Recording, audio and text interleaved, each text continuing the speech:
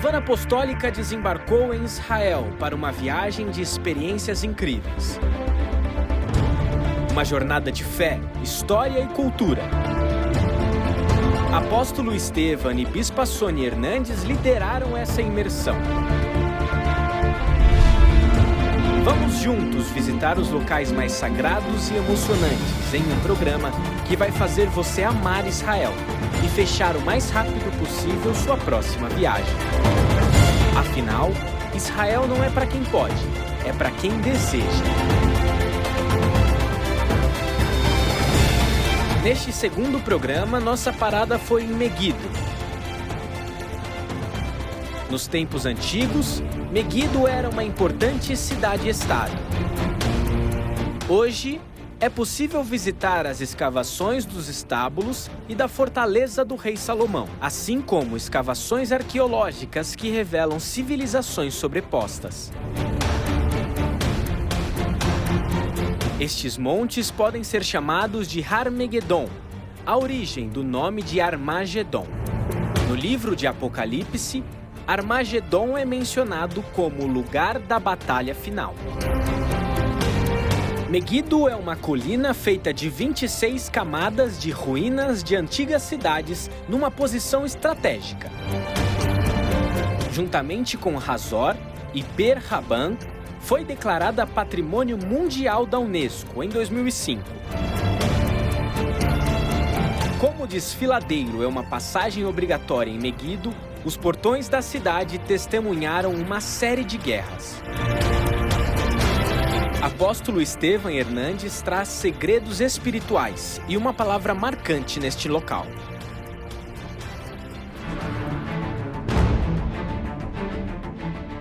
Nós estamos aqui no lugar que se chama Meguido.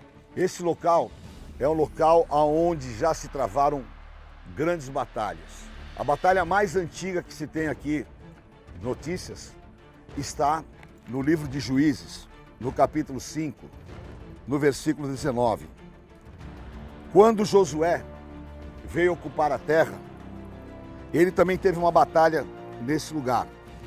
Mas Débora, ela também lutou contra um rei que dominava aqui e que se chamava o rei de Tanak. Juízes capítulo 5, versículo 19. Diz assim: vieram reis e lutaram. Os reis de Canaã lutaram em Tanak, junto às águas de Meguido, mas não levaram nenhum despojo de prata. Aqui é um local que no final nós vamos descer e a gente vai ver as reservas de águas que tinham ali. Eles lutavam por esse local porque em meio a esse deserto que eles viviam, a água era o bem mais precioso. Por isso muitas vezes você vê Jesus falando, por exemplo, em João 7, em João 4, sobre a água. Ele fala em João 4, a água viva. Falou para a mulher samaritana: se você beber da água que eu te der, nunca mais você terá sede, mas o teu interior fluirão rios de águas vivas. Em João 7 ele disse: quem tem sede, venha e beba de graça da água da vida. Porque esse era o contexto que o Senhor Jesus vivia, era o ambiente que ele estava, um ambiente de seca. Mais de quase 1800 anos antes de Cristo, aqui então se travavam grandes batalhas. E como nós estamos aqui nessa situação privilegiada, nós estamos hoje acima de 3 camadas em relação ao que era a época, mas aqui sempre foi um local privilegiado por causa da sua posição. Vocês têm ali na frente o Vale de Jezreel. O Vale de Jezreel também foi um vale de grandes batalhas, onde Gideão lutou contra os filisteus. Nós temos aqui ao lado o Monte Carmelo, nós iremos lá daqui a pouco. O do Monte Carmelo, Elias profetizava, porque aqui também tinham altares de sacrifícios, sacrifícios de crianças, sacrifícios ao deus Moloque, que era um deus maligno. Aí a origem da palavra moleque, que vem exatamente de Moloque. Aqui também Salomão construiu os seus estábulos. Salomão possuía milhares e milhares de cavalos.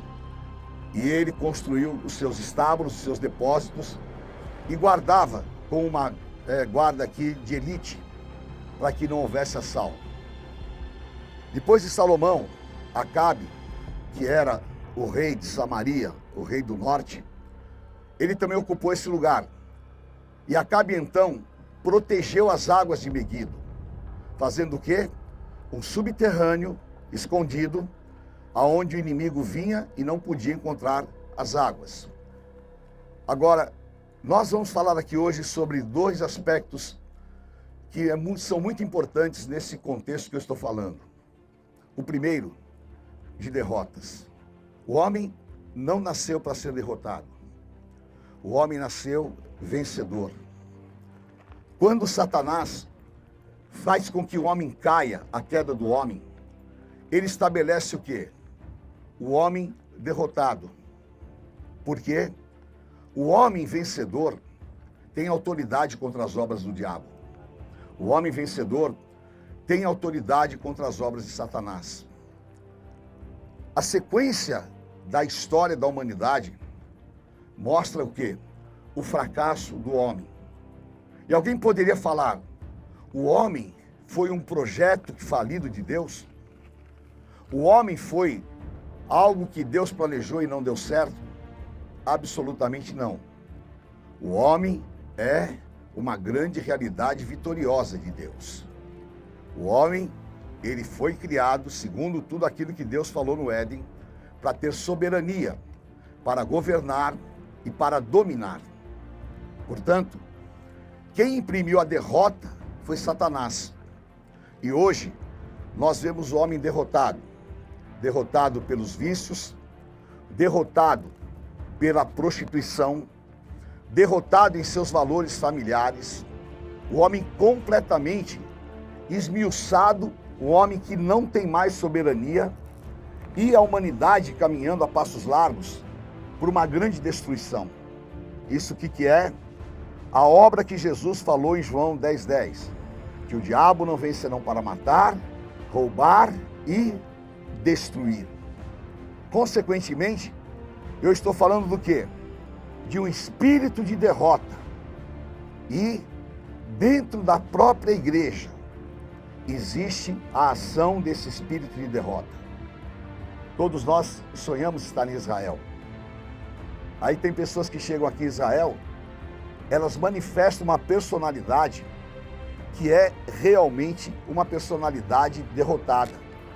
Alguém que tem um espírito derrotista, ele nunca viverá o plano de Deus para a sua vida. Por quê? Porque quem é derrotista, ele não tem forças para lutar. Josué recebeu uma palavra de Deus. Seja forte, seja corajoso, não fique apavorado e nem se espante, porque o Senhor é contigo. Então Deus estava preparando Josué contra esse sentimento. Cada um de nós já nos sentimos fracos, já nos sentimos impotentes, e a maioria de nós já pensamos muitas vezes em desistir, abrir mão dos nossos sonhos, pensamos em parar no meio da caminhada, e muitos de nós já tivemos alguma vez na vida uma ideia de suicídio. Ah, mas eu não. Você já teve. Você já pensou em parar com a tua própria vida.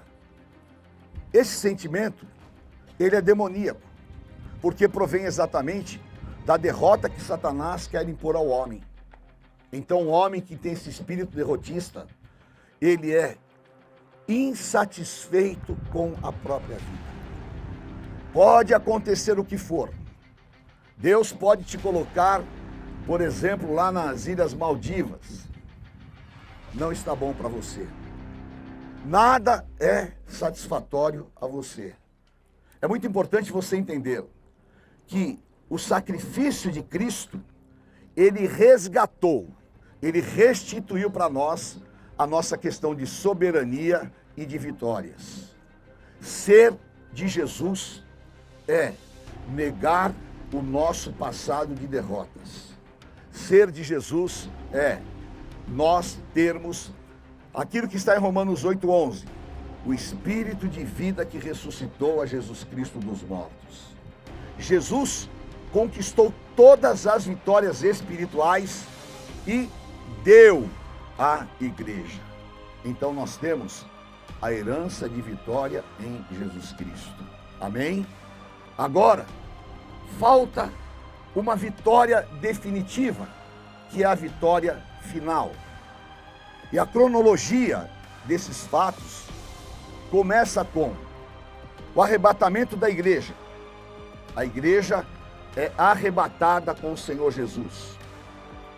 Aqueles que não foram marcados pela besta, que não adoraram a besta, que não serviram o anticristo, eles voltarão em espírito e reinarão por 1000 anos com Jesus aqui na terra. Será um reinado de paz. Será um reinado aonde o Senhor Jesus estará com os seus servos, com os seus sacerdotes e aqueles que lavaram suas vestiduras no sangue do Cordeiro. Nesses 1000 anos, não haverá a interferência de Satanás, porque quem perturba a terra, quem traz a destruição à terra é Satanás. Satanás será encerrado em prisões espirituais por 1000 anos. E esses 1000 anos se estabelece o reinado do Messias na terra. Passados 1000 anos, Satanás então é solto. E ele reúne todas as potestades, principados e todos aqueles que estão com ele no inferno. E eles virão pelo vale de Jezreel, aonde nós estamos, esse vale.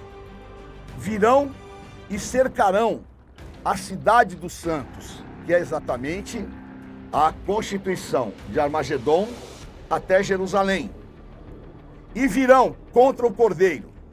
E aqui Satanás será derrotado eternamente. Satanás será lançado no lago de fogo e enxofre, e com ele as almas que renegaram, que não serviram e que não se entregaram e não confessaram que Jesus é o Senhor. Ali a derrota final. E então a igreja, os santos lavados e remidos com o sangue do Cordeiro, reinarão por toda a eternidade com Jesus Cristo. Amém? Eu estarei nesse exército. Você estará nesse exército. A nossa família estará nesse exército. Amém? Eu profetizo sobre os ministérios que aqui estão.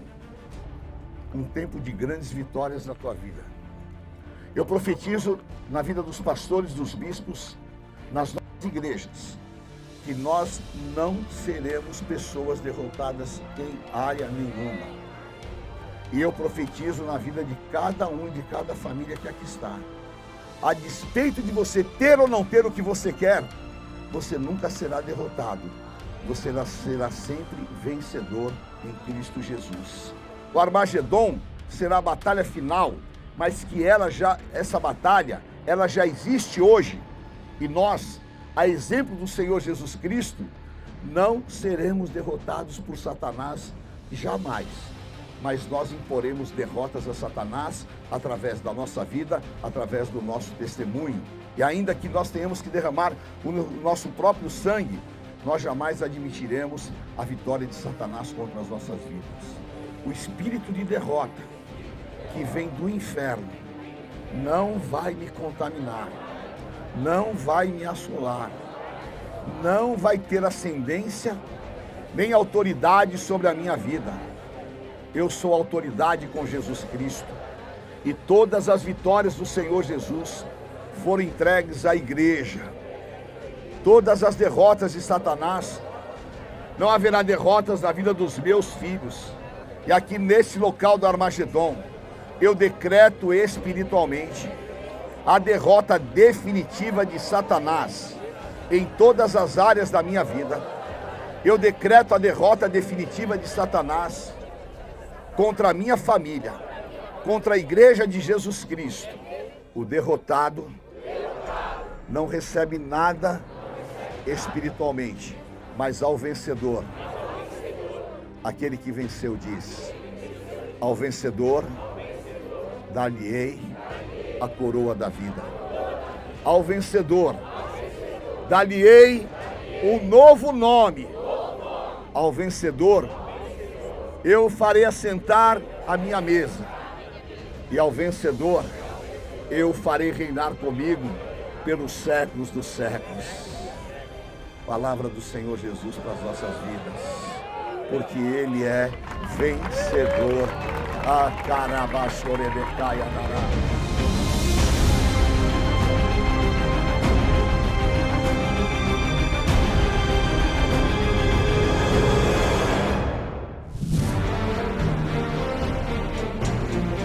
A próxima parada da caravana apostólica em Israel foi no Mar da Galileia.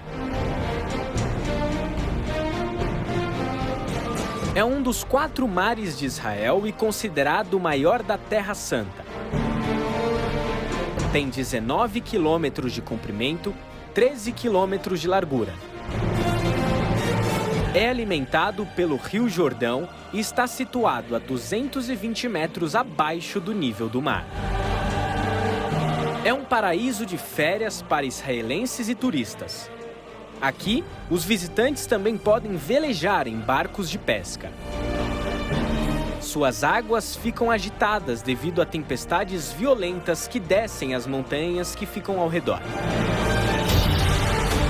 Nos tempos do Novo Testamento, o Mar da Galileia banhava as cidades de Tiberíades, Cafarnaum, Betsaida e Genezaré. Aqui foi o local de diversos milagres realizados por Jesus Cristo. Em suas viagens, ele atravessava o Mar da Galileia quase que frequentemente. Aqui Jesus acalmou a tempestade. Aqui foi realizada a pesca maravilhosa.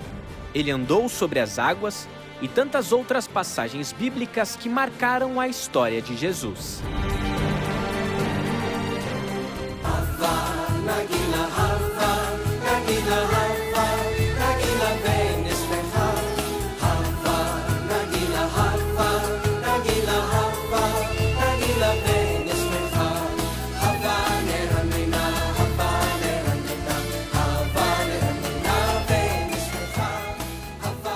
Aqui nestas águas, num dia de muita pressão, quando os cobradores de impostos do Império Romano vieram e encostaram Pedro na parede e falaram: você e o teu mestre não pagam os impostos? E Pedro ficou na condição que muitas vezes nós ficamos. E agora? Como é que eu faço? Qual é a saída? Pedro, ele estava preocupado, envergonhado e sem saída. E ele foi então até Jesus e disse: Senhor, os cobradores estão aí, nós não temos nada. Jesus disse: vai até o mar da Galileia, lança o teu anzol e você vai colher um peixe. Lá dentro você vai encontrar 2 moedas, 2 starters. Você paga o teu imposto por mim e por você. E Pedro então vem, pesca o peixe. Nos milhares de peixes que tem aqui, lá estava o peixe enviado pelo Senhor, para que ele realmente trouxesse aquele momento, o suprimento, tirasse aquela pressão e pudesse colocá-los em honra. Porque realmente, Joel capítulo 2, o Senhor fala: o meu povo jamais será envergonhado. Nas horas de mais aflitivas, nas horas de pressões, o Senhor Jesus, Ele tem sempre um suprimento para as nossas vidas. E esse milagre poderoso demonstrou então a Pedro exatamente a grandiosidade daquilo que Deus pode fazer.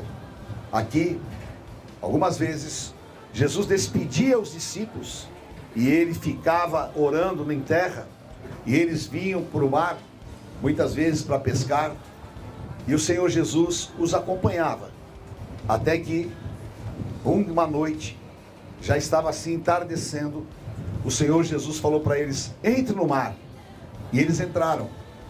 E quando eles entraram no mar, veio um vento violento, um vento que muitas vezes bate exatamente nessa direção que nós estamos aqui, e as ondas começaram a ficar violentas. E eles, que eram pescadores experimentados, que conheciam essas águas, ficaram completamente desnorteados, desestruturados e apavorados. E a única conclusão que eles chegaram é: nós vamos afundar. Nós não temos saída. Porque eles estavam, imagina, no meio e tão distantes das margens e ali bate o desespero. Mas o Senhor Jesus, Ele sempre está presente nas tempestades das nossas vidas. Sempre, sempre. Que Ele falou em Mateus 28:18, estou convosco todos os dias até a consumação dos séculos. Cada um de nós já tivemos experiências de pessoas que nos abandonaram. Cada um de nós já tivemos experiências de pessoas que nós ajudamos e as pessoas viraram as costas para nós. Muitas vezes, ou porque você passou por uma luta, ou porque você não atendeu a expectativa da pessoa, mas aí você vê que aquele relacionamento era apenas de interesses. E um relacionamento de interesses, ele não é um relacionamento sadio. Agora, você tem um Senhor que é fiel. Você tem um Senhor que é fiel, que Ele diz, ainda que você seja infiel, Ele é fiel. E o Senhor Jesus, então, vem sobrenaturalmente, andando por sobre estas águas. Vocês estão vendo, está fazendo aquelas ondas ali, e as ondas eram bem maiores. E o Senhor Jesus vem andando por sobre as águas. E eles estavam tão apavorados, porque a noite já estava realmente indo adentro, que Pedro, que era o mais impossível, gritou, é um fantasma. O Senhor Jesus vinha na direção deles, porque muitas vezes nós não conseguimos enxergar Jesus nas nossas vidas, porque muitas vezes nós não ouvimos a voz do bom pastor. E o Senhor Jesus ainda disse, não, sou eu. E Pedro estava tão tomado por aquela situação aflitiva, que ele não reconheceu a voz do Senhor Jesus. Então, nas tuas tempestades, ouça a voz do bom pastor. Nas tuas tempestades, não entre em pânico nem se desespere, porque sempre Ele virá ao teu encontro. Sempre Ele terá um braço forte para te sustentar. E Pedro então faz um teste e fala, Senhor, se é Tu mesmo, faça com que eu ande sobre as águas. E aí, sobrenaturalmente também, Pedro, olhando para Jesus, sai andando por sobre as águas. E vai. Só que de repente, bate um vento contrário. E ele desvia o seu olhar de Jesus. Não desvie o teu olhar de Jesus por nada. Não abandone Jesus na tua vida por nada. Fique com os olhos sempre fixos no Senhor Jesus. Porque quando Pedro desvia o seu olhar, porque o vento era contrário, aí ele afunda. Mas o Senhor é um Deus misericordioso. Quando Pedro afunda e começa a gritar, Senhor, eu estou afundando, Jesus estende a mão, tira Pedro para fora e salva. Sempre o braço dele vai nos socorrer. Amém? Sempre há um braço estendido para nós. E o Senhor dá uma nova oportunidade para Pedro. Então eu estou aqui para dizer para você que em todas as situações, sempre o Senhor Jesus te dará uma nova oportunidade. Sempre as misericórdias dele serão maiores do que a nossa incredulidade. Sempre serão maiores do que as nossas próprias faltas que nós temos. Sempre. As misericórdias do Senhor encobrem todas as coisas. E Pedro então volta com Jesus andando por sobre as águas. Eu quero declarar em nome de Jesus, seja qual for a luta, seja qual for a guerra, seja qual for a tempestade que você encontre, o Senhor vai fazer você andar sobre as águas. Amém? Você vai ter realmente esse braço forte. E o Senhor Jesus então volta no barco. Imediatamente ele dá uma ordem e fala, mar, aquieta-te. E aquela voz poderosa do Senhor Jesus invade o mundo espiritual. O vento cessa, vem a calmaria e eles voltaram em paz para a praia. Amém? Em nome de Jesus, quando você sair de Israel, todas as tormentas, todas as grandes ondas, o Senhor Jesus vai colocar calmaria e você vai voltar seguro debaixo da bênção do Senhor, em nome de Jesus. Amém? Ali foi uma experiência profunda. E aqui também, nesse mar da Galileia, o Senhor Jesus havia sido crucificado, o Senhor Jesus havia ressuscitado, e eles ainda estavam meio confusos de sentimentos. E no meio daquela confusão eles falaram, vamos voltar para a Galileia. Saíram de Jerusalém e voltaram para a Galileia. O que vamos fazer? Nós somos pescadores, vamos pescar. Aí eles saem, Pedro, Tiago, João, vão para o meio do mar. E a noite inteira, conhecedores profundos do ofício da pesca, lançam as redes, não pegam nada. E aí vem a noite difícil, a noite da frustração, a noite da decepção, a noite da solidão, a noite da impotência e a noite da total falta de realização. E eles então vão voltando lá para Cafarnaum, entristecidos, cabisbaixos, porque a frustração era grande. Mas quando eles chegam lá na praia, a voz poderosa do Senhor Jesus estava mais uma vez trazendo uma boa notícia. A voz do Senhor já estava ali para penetrar no coração deles. Mais uma vez, Pedro estava tão comprometido emocionalmente, tão comprometido que ele não reconhece a voz do Senhor Jesus. Mas João, o discípulo do amor, aquele que era amigo íntimo do Senhor Jesus, ele disse: Pedro é o Mestre, Pedro é Jesus. E João significa o Espírito Santo, que na hora que nós não conseguimos identificar a voz do Senhor Jesus, a voz do Espírito Santo fala para você: é o Mestre, é o Senhor. E aí então, Pedro estava sem camisa, pula, dá um mergulho, e Jesus fala: volta, volta Pedro, volta, porque essa noite não vai acabar assim. Amém? E eu quero profetizar, não vai acabar dessa maneira. Deus ainda tem coisas maiores e superiores. Deus ainda tem coisas para a tua família. Deus tem coisas para você. Deus não vai deixar você voltar para a tua casa frustrado, nem de redes vazias. Deus sempre, sempre, sempre age na hora certa, no momento certo. Então o Senhor dá uma ordem: Pedro, lança a rede no lado direito. E Pedro, mais uma vez, obedece o Senhor, joga a rede. E aí João fala que quando eles puxaram a rede, aquela rede rudimentar, o peso era tão grande, que eu acho que na cabeça de Pedro, como ele era meio incrédulostão assim, né? Ele falou: acho que eu peguei alguma pedra, alguma coisa. Não, era a ordem do Senhor. Eles puxaram e tinham 153 grandes peixes.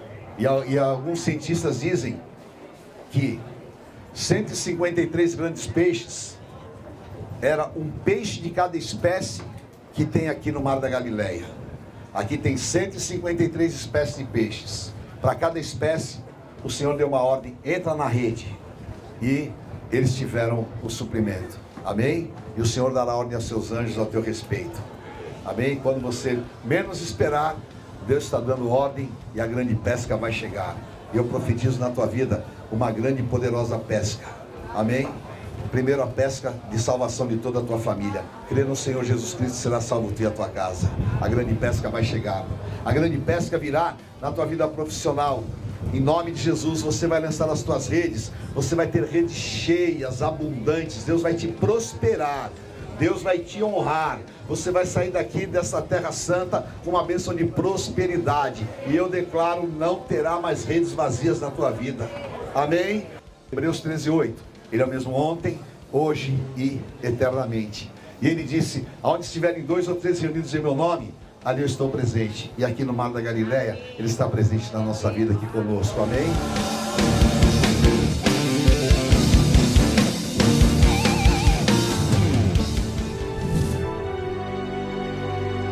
Na caravana apostólica em Israel, claro que visitamos o Monte Carmelo.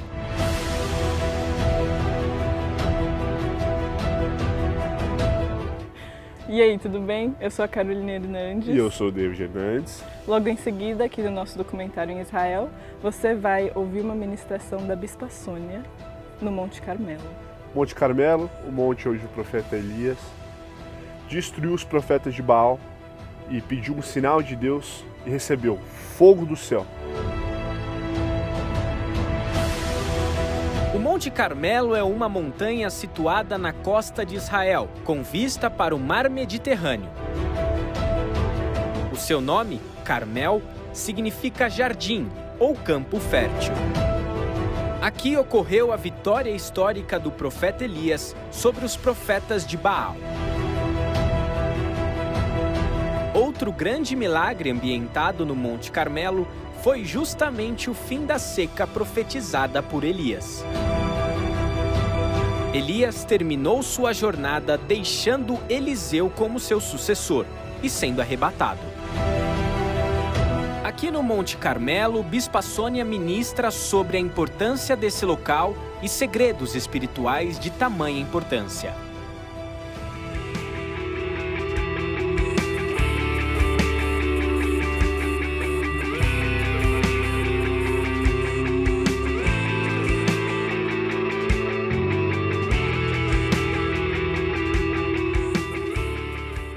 Elias, ele é levantado num poder e numa unção no reinado do rei Acabe. O rei Acabe, ele fez um casamento misto. Acabe, buscando uma aliança, casa com a princesa, a filha do rei de Sidom, chamada Jezabel. E Jezabel trouxe para Israel muitos outros deuses. Ela trouxe a feitiçaria, ela trouxe o baixo espiritismo, a invocação de demônios. E ela era notadamente contra tudo que se referia a Deus. Quando a gente fala espírito de Jezabel, o que é? É a mulher que assume o lugar do homem. Então ela fica sem cobertura, ela fica solitária, parece até que ela está comandando, mas na realidade ela perdeu a condição de honra dela, de ser cuidada, de ser protegida, de ser agasalhada e de ter o seu marido do lado. Então o espírito de Jezabel, ele subjuga o masculino. Ele cria homens fracos e mulheres solitárias, mulheres angustiadas, famílias destruídas. Ela fez uma caça aos profetas, só sobreviveram 7.000 profetas. Então esse demônio de Jezabel, ele se opõe a todo tipo de autoridade. É um demônio de rebeldia. Ele não suporta a autoridade, nem espiritual e nem carnal. Ele é um demônio que ele é muito menos espiritual, né? Então, ele vai contra Deus. É um demônio que quer ocupar o lugar de Deus. Você vai ver citações de Jezabel depois na palavra de Deus, falando sobre esse espírito maldito, esse espírito maligno que quer ocupar o lugar de Deus. Nesse contexto, Deus levanta Elias com muito poder e unção. Olha, eu quero só mostrar para vocês a unção e o poder que Elias levantou. Ele tinha uma autoridade e uma autonomia no Senhor de profetizar e estabelecer templos. Nós temos vivido isso na Renascer, principalmente aqueles que já foram às ceias de oficiais. Nós recebemos uma palavra do apóstolo e quantas vezes, até o dia 15, até o dia 10, até o final deste mês, esta semana, e nós vemos muitos, centenas, vendo a palavra de Deus, se não milhares, vendo essa palavra temporal sendo cumprida. E isso é um grande privilégio que nós temos como Ministério Renascer, de ter uma boca profética que estabelece templos de Deus na terra. Amém? E aí então Elias profetizou e veio uma grande seca, uma enorme seca para o povo de Israel. 3 anos, aqui já é seco, imagina 3 anos e meio sem chover. Acabe saiu e Jezabel, mais enlouquecida ainda, saiu e buscando a Elias. E o Senhor deu uma ordem a Elias muito diferente. Falou: Elias, vai para a terra de Jezabel, vai para o reino de Sidom. Acho que o último lugar, realmente, o único lugar que ela não procurou foi na terra dela. Falou: Elias, vai lá para a terra de Sidom, porque ali ali, eu ordenei a uma viúva que te desse alimento. Já havia uma ordem do céu para que aquela viúva entregasse uma oferta ao profeta. Já havia uma determinação do céu. Aquela viúva poderia não fazer isso. Mas no céu estava estabelecido que a oferta que ela entregasse iria trazer, iria desatar, iria tirá-la de uma maldição de miséria, iria quebrar a enfermidade e o poder da morte dentro da casa dela. Sempre a oferta fecha a boca do devorador. Tenha certeza que quando você entra num voto, você entra num propósito, você entra numa oferta, não é você, tem uma determinação do céu. Por isso é que o sobrenatural se manifesta na tua vida. Porque era para ele pedir pão para a mulher. Ele falou, olha, me traz um pouco de água. E aquela mulher tinha saído naquele dia para pegar um pouco de lenha, para cozinhar o pão da morte. Porque ela tinha um restinho de farinha e um restinho de azeite. E ela ia amassar aquilo ali, ia cozinhar, ia dar para o filho dela comer, e ele ia comer um pouquinho, e os dois iam morrer, porque não tinha mais nada, acabou.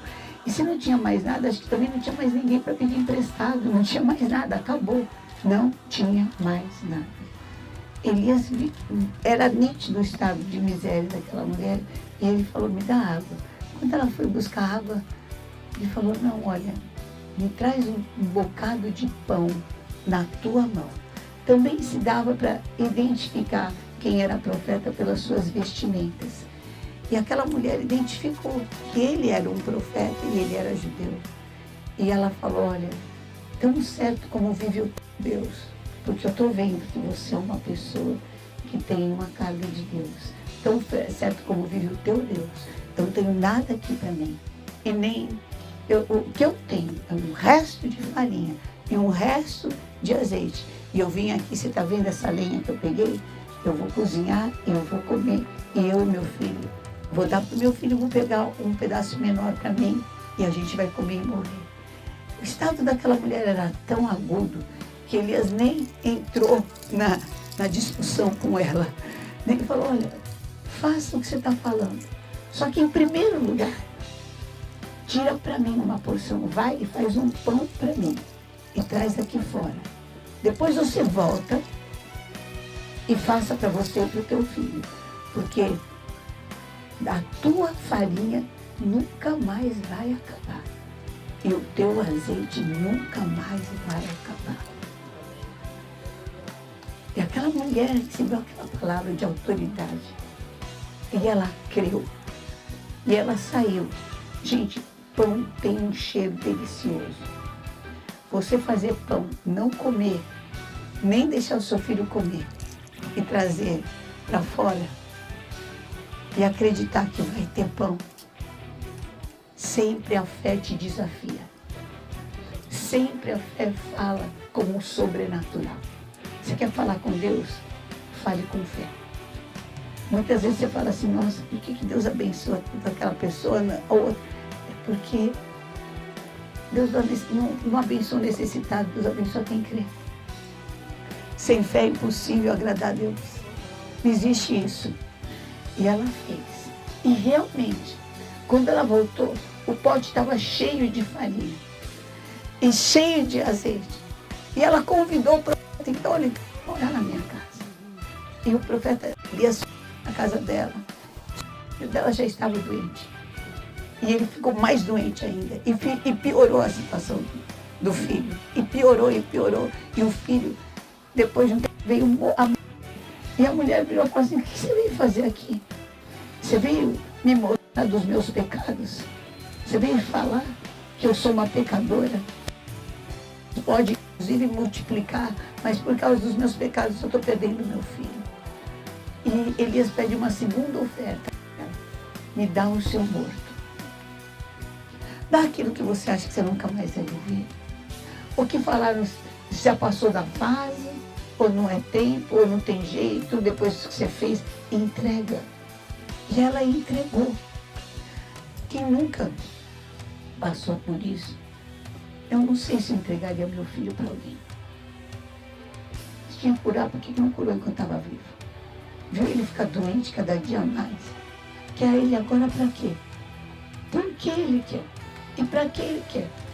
Se viu gemendo, se viu ficando doente, se viu definhando, até morrer, agora que meu filho morre. É muito sério isso. É muito sério quando Deus fala conosco. Por isso que o Evangelho é uma loucura para os que se perdem. Mas é poder de Deus para aqueles que sabem. Dá, entrega. Você não vai ficar com morto nenhum na sua casa. E ela entregou. E ele subiu no quarto do menino e orou por aquela criança. E clamou por aquele menino e falou, Senhor. E aquele menino deu 7 espirros e ressuscitou. E ele falou e devolveu o menino. E ela falou, agora eu sei que a palavra de Deus na tua boca é verdadeira. Em nome de Jesus, você não só vai tirar os seus mortos da sua casa, como você vai levar ressurreição para a tua família. Busca o Senhor em primeiro lugar e as outras coisas vão te ser acrescentadas. E eles ergueram um altar. E Elias falou assim, é o seguinte, vamos, reuniu todo o povo e aqueles 400, gente, 450 é mais que o nosso grupo. É o nosso grupo e meio. O nosso grupo e meio de feiticeiro. O nosso grupo e meio de gente que mexe com Satanás, de satanista. Gente pesada. Gente que também Satanás faz seus sinais. Também Satanás faz suas coisas, suas obras. Ele é enganador. E o homem vai dando autoridade. E ele falou, olha, faz um altar para vocês. Põe aí o sacrifício, que eu vou fazer o meu. O Deus que responder com fogo, esse é Deus. E eles ergueram o altar. E ficou aquele ambiente maldito, maligno, das 6 da manhã até o meio-dia. Eles fazendo de tudo, se cortando, se lancetando, fazendo gestos absurdos, oferecendo de tudo sangue humano, para que descesse fogo ali naquele altar. E chegou o momento que Elias começou a zombar. Falou, olha, quem sabe o Deus de vocês está cansado, né? Quem sabe ele está de férias, vai ver ele está dormindo. Ou quem sabe ele encheu a cara ontem, está de ressaca, grita mais alto. E eles fizeram de tudo. Quando chegou meio-dia, Elias falou, chega, basta. Agora é a minha vez. Aí ele falou, agora eu vou erguer o altar do jeito que Deus gosta. Eu vou entregar a oferta do jeito que Deus gosta. Há muitas pessoas que entregam oferta e acham que Deus tem que aceitar. Não é assim. A oferta é algo da intimidade. É como a intimidade de um casal. Ninguém, tendo no seu casamento, namora em qualquer lugar, qualquer hora, de qualquer jeito. Existe um lugar, uma intimidade, uma hora em que você abre o seu coração para Deus e entrega. E nessa hora ele abriu o coração e começou a orar. Oh, Senhor. O Senhor que fez o céu e a terra, é que por sua misericórdia resolveu mostrar a esse povo que o Senhor é grande, que o Senhor é poderoso, que não há Deus além de ti. Que por sua misericórdia o Senhor resolveu mostrar, Senhor, tem compaixão e mostra que tu és Deus. Elias não tinha terminado de orar. Caiu fogo do céu, de um tanto, que não só consumiu toda a madeira, que estava ali o cabrito, o cordeiro, consumiu todo o cordeiro, de ficar cinza, consumiu toda a água, mas as pedras foram queimadas, ficaram em cinzas, da quantidade de fogo que caiu do céu. O povo se ajoelhou e falou: só o Senhor é Deus, só o Senhor é Deus, só o Senhor é Deus que fecha a boca dos profetas de Baal. O teu desejo de agradar a Deus clama justiça, e o reino de Deus é tomado à força, e os que se esforçam se apoderam dele. Realmente, Elias precisava se esforçar, quebrar todos os limites dele para encarar aquela guerra e para que ele fosse vitorioso. Aí o povo pegou as pedras e matou os profetas, todos os profetas de Baal. Todos foram apedrejados e depois afogaram no ribeiro de Quizon. E o Senhor limpou a Israel. E o Senhor hoje te fala: eu sou poderoso para limpar a tua casa. Eu sou poderoso para quebrar todas as sentenças contra a tua vida. Você vai invocar o Senhor e vai ser destronado. Vai para debaixo dos nossos pés. E você, Jesus, está acima, sentado com o Senhor. E qual que é o lugar, nosso lugar que Ele conquistou? Junto com Ele, Efésios 1. Junto com Ele, nós estamos assentados junto com Ele, acima de principados, acima de potestades e acima de dominadores. Então, hoje você vai tirar isso que está aí em cima e vai pôr no lugar dele, para debaixo dos teus pés, em nome de Jesus.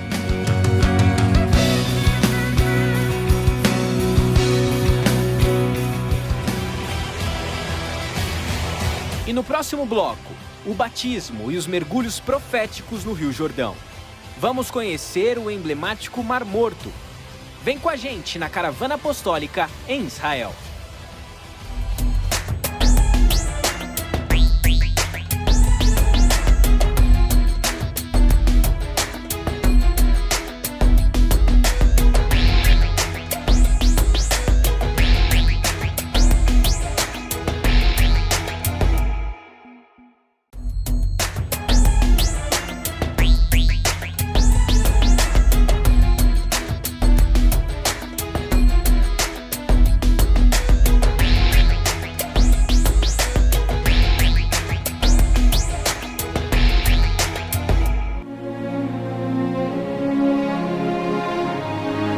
Nossa próxima parada na Caravana Apostólica em Israel é o Rio Jordão. Ele é um dos mais importantes de Israel. Além de formar o Vale do Jordão, que é fronteira natural entre Israel e a Jordânia, ele une o Mar da Galileia e o Mar Morto. Com profundidade máxima de pouco mais de 5 metros e largura máxima de 18 metros, a maior parte do seu curso encontra-se abaixo do nível do mar.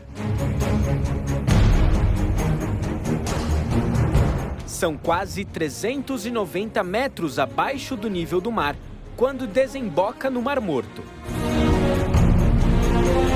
Rio Jordão significa aquele que desce. Na Alta Galileia, o Rio Jordão é o ambiente ideal para a prática de rafting e caiaque, durante a primavera e o verão. Suas margens também são aproveitadas para a agricultura. O Rio Jordão é um dos locais mais sagrados de Israel, pois foi aqui que Jesus foi batizado por João Batista. Hoje, milhares de cristãos vêm anualmente para serem batizados no Rio Jordão, no Kibbutz Kinerei Adernit, onde o rio corre, ao sul do Mar da Galileia. Foi aqui também que, para conquistar a terra prometida, Josué e o povo de Israel tiveram de passar pelo Rio Jordão, que após uma intervenção divina se abriu. Elias cruzou o Jordão com Eliseu. Do outro lado do rio, Eliseu recebeu a porção dobrada do seu poder de Deus que havia sobre o profeta, tornando-se seu sucessor. Foi aqui também que, após de dar 7 mergulhos, segundo a orientação do profeta Eliseu, o general Naamã foi curado da lepra.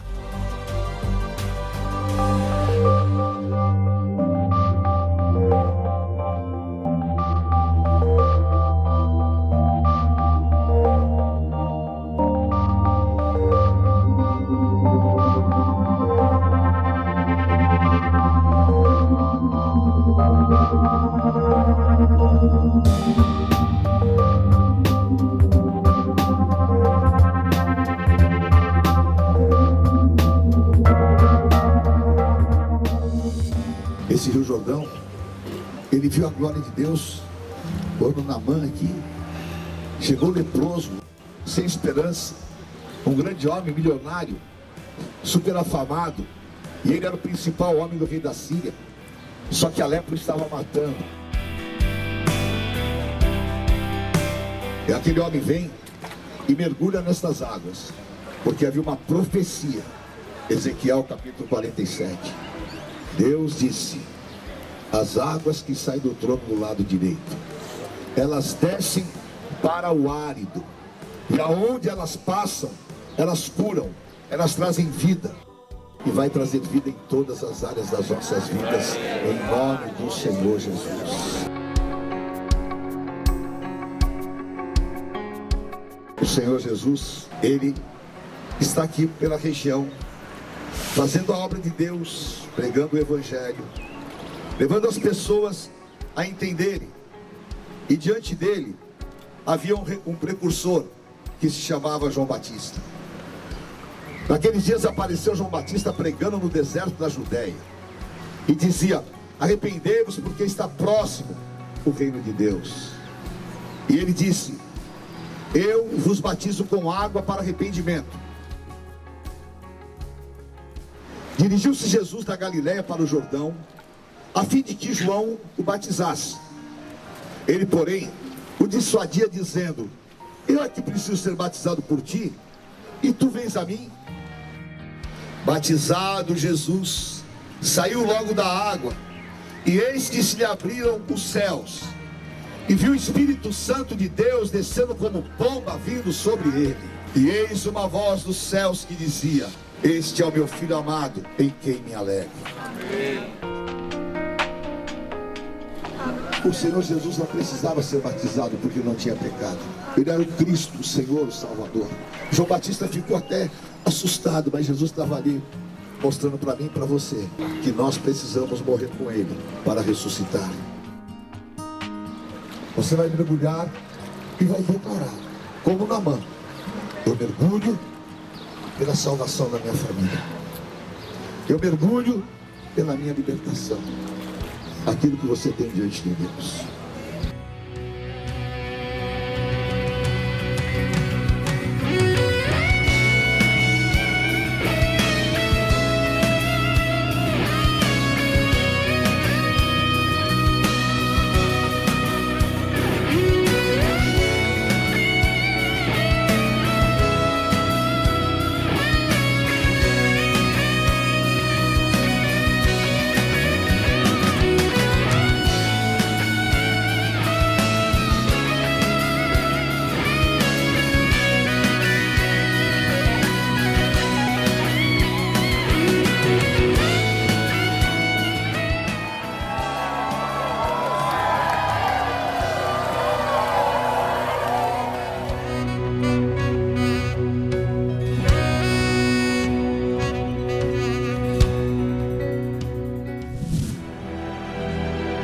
E a caravana apostólica em Israel veio até o Mar Morto, um lago salgado onde margens estão a 400 metros abaixo do nível do mar, sendo o ponto mais baixo em terra seca do planeta.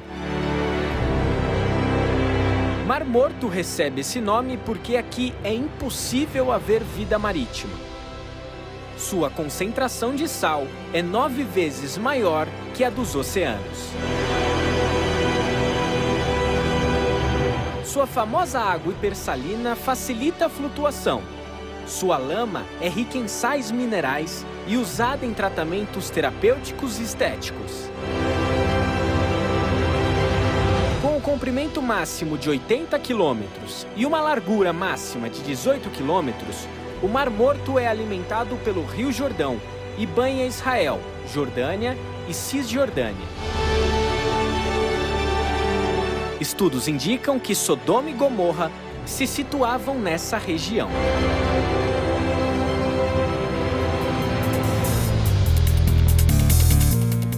O Mar Morto é um acontecimento único na face da Terra, só tem aqui. O que é o Mar Morto?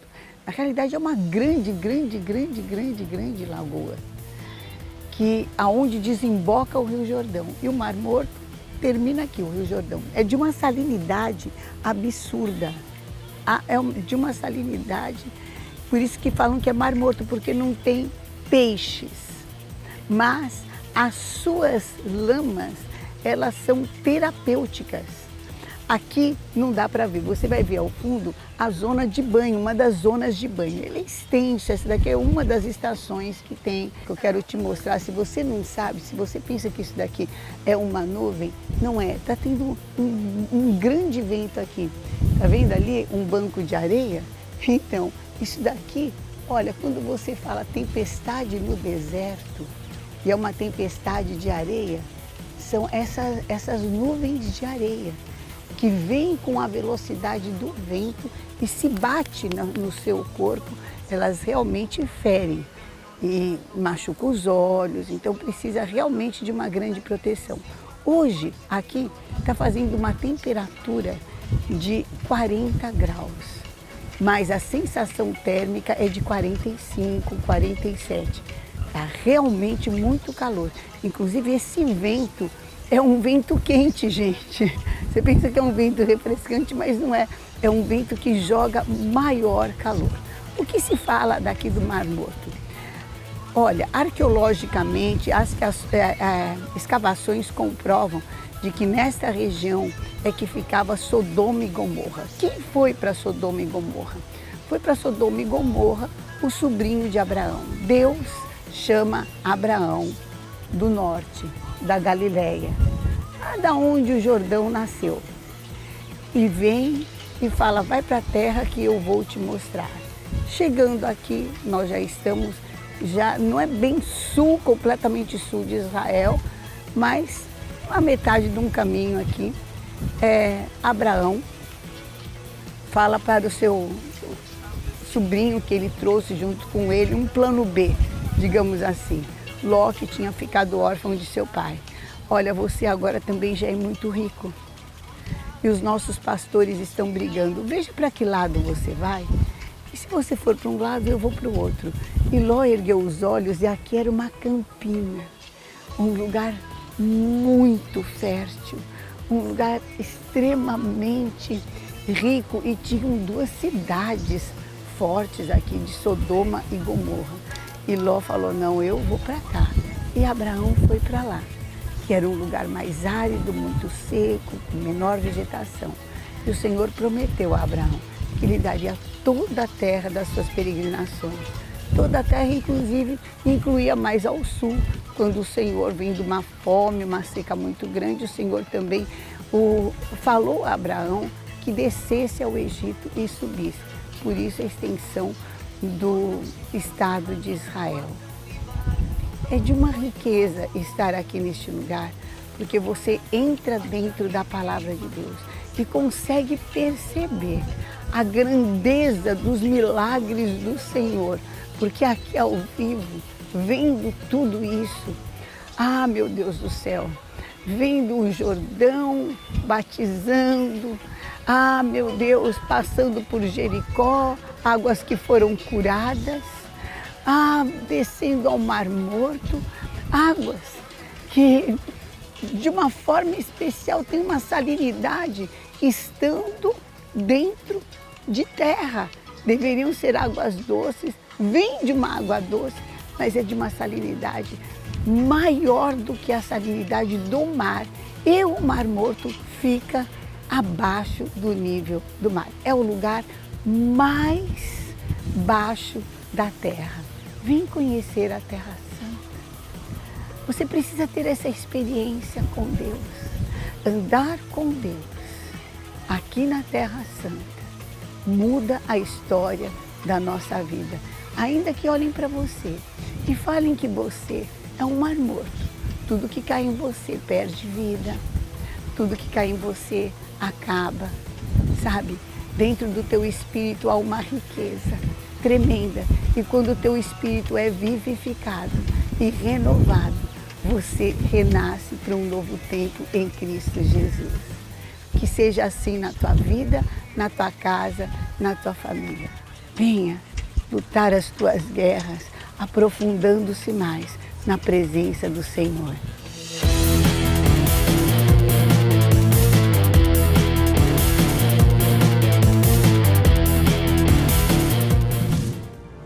No próximo domingo, no terceiro programa especial da Caravana Apostólica de Israel, vamos viajar até Jerusalém, visitar o Monte Scopus, conhecer de perto o Monte das Oliveiras e se emocionar no Getsêmani.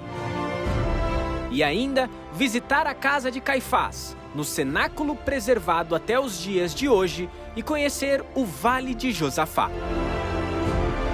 Nosso encontro está marcado, domingo, à 13h, aqui, na Rede Gospel de televisão. Vem viajar com a Caravana Apostólica em Israel.